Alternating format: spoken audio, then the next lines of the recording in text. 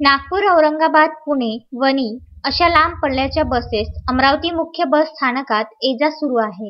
यापूर्वी सुरू करण्यात आलेले राजापेठ बस स्थानक आता पुन्हा सुरू करण्यात आले होते.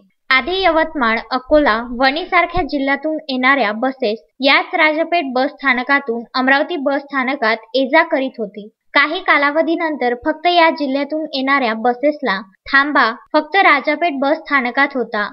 काही अडचणी निर्माण झाल्याने हे बस स्थानक बंद करण्यात आले. अशा अनेक कारणावरून राजापेठ बस स्थानक 5 ते 6 वेळा बंद सुरू करण्यात आले.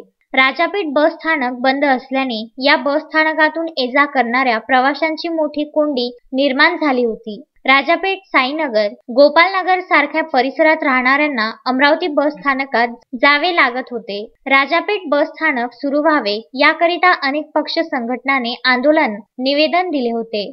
आता अमरावती मुख्य बस स्थानकाच्या वतीने राजापेठ बस स्थानकातून बाहेरगावी जाणाऱ्या बसेसला थांबा देण्यात आला आहे. आता या स्थानकातून यवतमाळ, अकोला, वणी, कारंजा लाड, वाशिम, बुलढाणा, राळेगाव, दिग्रस यासारख्या गावातून येणाऱ्या बसेस राजापेठ बस स्थानकात येऊन काही वेळात याच बस स्थानकातून परत प्रवासी बसेसमध्ये रवाना होत आहे. या ठिकाणावरून येणाऱ्या बसेस अमरावती स्थानकात येणार नसल्याने अशा गावाला जाणाऱ्या प्रवाशांनी राजापेठ बस स्थानकात जावे लागणार आहे.